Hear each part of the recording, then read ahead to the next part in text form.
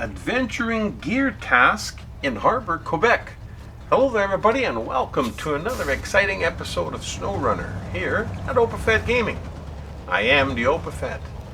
Today we are driving our Ford 750 Scout and we're picking up a off-road Scout trailer filled with mountaineering equipment, and we got it delivered to the mountaineering center on the top of the hill. Now this Scout, you can equip it with a Scout hitch or you can equip it with a regular hitch, whichever one you prefer to do. It's just been upgraded. You never used to be able to pull Scout trailers with it. You had to use a real Scout. Anyhow, on the front of the little trailer are little stabilizer legs, and when you hook it up to a Scout on a Scout hitch, those little stabilizer legs pull up.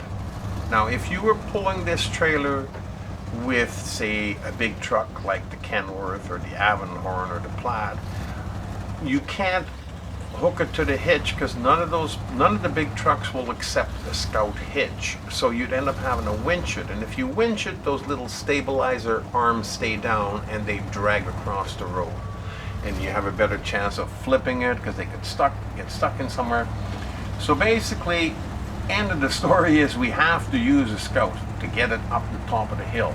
Now there's a few problems with that and we will tackle them as we go along, but we do get a little bit of help from a good friend.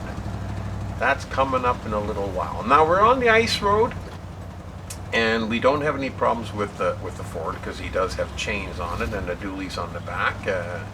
He's got a powerful motor in it. The things that usually slow him down a little bit more than normal is deep snow or deep mud. Those are the two, that's the kryptonite for the Ford. So other than that, it does bounce a little bit more than I care for. It's not my favorite vehicle to drive, but it is a capable vehicle to use. So when I use it, I usually go a little bit slower than normal, especially when you're on a road or you're driving over rocks and boulders. It really bounces a lot. So just take it nice and slow, especially through areas like this detour that we're going through at the moment. It's not too bad over here because you're still driving basically in a snowy area, but around the corner we're into more rocks and then he'll bounce more. And it's not my favorite thing to do. Anyhow, we have to make sure that we go easy and slow, because if we do flip this trailer, I'm not sure if the cargo on top of it will slide off or if you can just set it upright again and everything is fine. I'm not sure about that. Now if you have a trailer and you load cargo onto it and you flip it, the cargo will fall off. But just in case, let's not flip the trailer and then we don't have to worry about it because we don't have a crane to put it back on even if it did fall off. So we're going to try and drive nice and clean. Now remember, this here detour has a big crack in the rocks right over here, so you want to try and stay as close to the cliff as possible where the crack is a little narrower. So you got to fall into it with your front axle. If you had a twin steer, that's not an issue. But with the Ford being a little bit smaller truck, the crack obviously is a little bit bigger for him, so you just got to take it a little bit slower. And then we're just going to go up onto the little platform up top, because I don't know if I'd be able to pull this little trailer on that angled part of the bottom there. So I figured I'd play it safe and just go over the platform up top here and come back down. A little bit easy. I cut it a little bit too short on the end here though. Right over here. I should have gone a little bit straighter first, as you can tell. And then it just pulls it. It's always the off track that I have a little bit of trouble with at times. But that's okay. That's alright. Now we're almost out of the detour, and there again, the top of the mountain is not far away. It's not a long ways to go. It's how you got to get there, because the mountain is just to our left. I believe you can't see it at the moment, but in a minute we're going to get back on the highway here, and then we're going to take a turn right away back off the road. Yeah, we're just going to shift her up into automatic, but instead of going straight over to Everton, we're going to turn here because we got to stay with the hill, with the mountain, because the mountaineering center is at the top of the mountain to my left. You still can't see it, but we're going to have to take another left up here in a second, and you'll be able to tell. So like I said, it's not very far away, but there's only one way to get to the top. As you can see, the little black arrow and the yellow diamond is appeared on the screen on the left hand side, and as we turn into this dirt road, the mountain is now right in front of us. Now there's only one way to get up there. There's probably a few ways to get down. I don't know if you'd want to take some of them, but there's only one way to get up, and going up caused a little bit of problem. I've been up there twice before, and it's a very difficult road to get up. It's deep in snow. So as you can see, the Ford is struggling in the deep mud, and we have no choice. This is the strongest Scout that we have, the most powerful Scout we have, and we have to have a Scout to pull this trailer. What to do? What to do? Well, we came up with a genius solution, and one of the trucks in our fleet, the Dragon Wagon, has come out to give us a hand to see if he can help in any which way he can. Now we could turn left here. We almost went a little bit too far. They love putting these roads, these turns right behind the tree, so you can't see them until you're right on top of it. But I managed to see it just in time. And then we gotta just kind of climb our way. See, there again too, I'm more worried about the truck than the trailer. If I can get the truck up there, and if I can go slow enough, he'll pull that trailer right up the steep edge of the rock.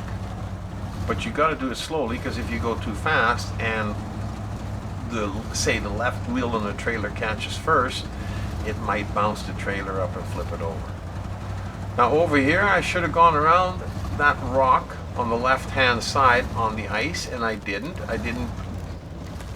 listen to my own advice. And then I got in here and I got stuck in here, and I worked in here for a little while to get out. Now, through the magic of video editing, I was able to move it forward and spare you the pain of watching me try to get out of this here ice hole. But so I just moved it forward, and we're going to be climbing out of there right now. So, but luckily enough, there were enough trees around, so if you did have a problem, you could always pull yourself backwards too, back out of the hole. And then when you come around the rock, you can see I've already dug a big hole there in the ice, but I could have gone around it. Anyhow, either way, we're through it. We're up on the other side, and there again, you get little things like that dropping through the ice that slows you down every once in a while, but it's not the end of the journey, because you can pull yourself out and continue on again. Now over here, you gotta keep tight to the rock to the left. Don't go onto the ice there. I don't think it's very solid. It doesn't look all that well. And then when you just stick by the mountain, right beside the mountain. And here you have no choice, because we gotta go. You can see the track up ahead. We have to go over the ice here. It's the only way. And then you got to try and climb up those rocks at the end there. There we go. And first, of course, your wheels dip down through the ice into the water. But we managed to get up there without too many difficulties, and we're almost at the junction point, because there's a spot up here. Well, it's still a little ways away. Big boulders like that, if you can avoid them, I would miss them. I would go around them. I mean, even if you think nothing is going to happen, I can't believe anything good can come out of going over a boulder. So, And here too, you got to go over these rocks and just go slowly, because if you go over the rock too fast and hit the boulders on the other side, you're going to retain damage. So going a little bit slower is the name of the game in SnowRunner. Maybe that's why we like it so much, because it's just a nice, easy going game. That is until the time comes where you flip your truck. Now right over here, you can see, come on, there we go, that pine straight in front of us. That's what we're aiming for. Straight in front of us. And just try and miss that boulder a little bit. Now I could have gone to the left and gone over that little icy area, because that ice was solid and it'll hold you. And you could go over it and go around, but I decided it'd be better to go this way, because the snow is a little deep, but that's not a problem. But we got a couple of bridges here that will take us over the water. Now if you would have gone over the ice, it would have been an easier drive, but at the other end you got to climb out of there, and that's a little bit more difficult because it's a little steep. So I thought, well, to avoid that, we'll just go this way, and then we'll just go with the bridge, and then there's no problem. Now our friend is sitting there waiting. If you can see him up on the hill there on the left hand side. We needed a little bit of help, but we could not afford to disconnect the trailer from the Ford. So we're going to take the Avenhorn A15 and we're going to pull him up the hill. Now I've driven the Ford up this hill, and trust me when I say that it took me 3 times longer than what it's going to take us here with the Avenhorn. So we're just going to shut off the motor, and I don't know why I shut the motor off, because we're going to be turning it back on again in a second. We'll change over to the Avenhorn, and we'll hook the winch up to him after changing the time ahead so we can see where we're going, because we really have to see things now. Now when I hook my winch up to a vehicle, or anything for that matters, and I'm pulling something, I like to try and keep whatever it is that I'm pulling close behind me, you know, within 4 or 5 feet of my truck. That way when you go around a corner, you can just kind of think of the vehicle you're pulling as a trailer behind you, and just think of them as the off track of the trailer, and that way makes it a little bit easier for me anyhow. Anyhow, now it's going to be a slug. We turn the engine on the Ford. Whenever you're towing a vehicle, if you turn their engine on, it'll help pull the whole unit forward. It is like a truck train here. Now at the beginning here, the snow is quite deep, and there again too, we're going to try and make, because it's like a half moon here, so we're going to try and go a little bit wider, maybe in the snow where we haven't driven before. Maybe we get a little bit more traction there. Now we're not very far away from where we got to deliver the trailer, but as you can see now, you can understand why it took so long to get up to the top. But that's also why they have all these trees around, so that you can winch yourself up if you have any problems. But if I'm pulling him with my winch is being used. And I tell you, even at this speed, this is faster than trying to winch yourself with the Ford. This is definitely faster. So it's going to take a little ways to get up there, and that's okay. That's all part of the game, because we got to deliver it. It's got to be done. So we can get another job out of the way.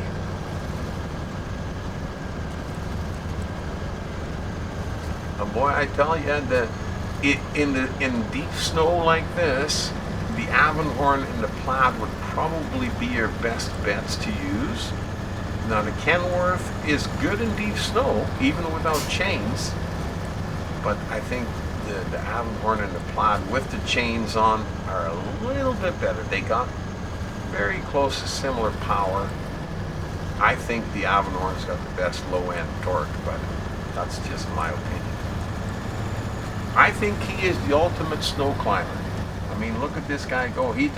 Nothing stops him. Nothing stops this guy. He just goes a little bit slower or a little bit faster, and that's about it.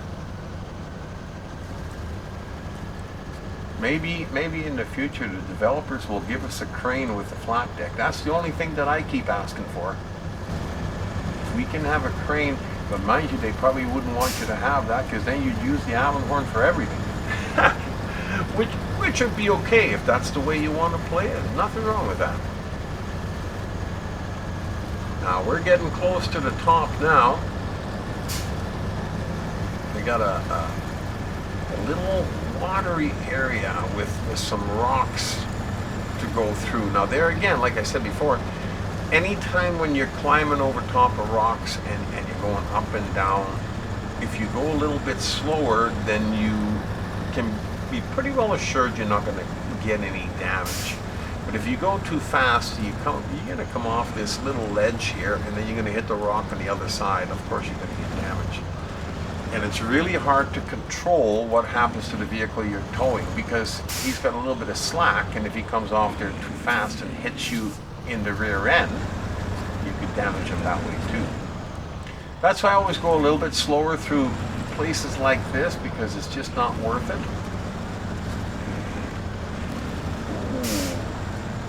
Ooh. Looked like I almost lost the Ford there. Yeah, but we're gonna make it up. I think the worst part of the climb is done, is over. It's right at the beginning when you went through that first corner. The snow was quite deep.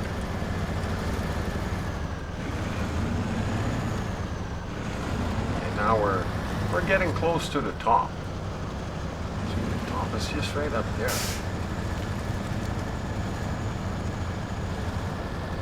Just right where the rocks are up ahead on the track is where we got to start turning a tight right. See, right about here, yeah. I'm gonna go a little bit straighter.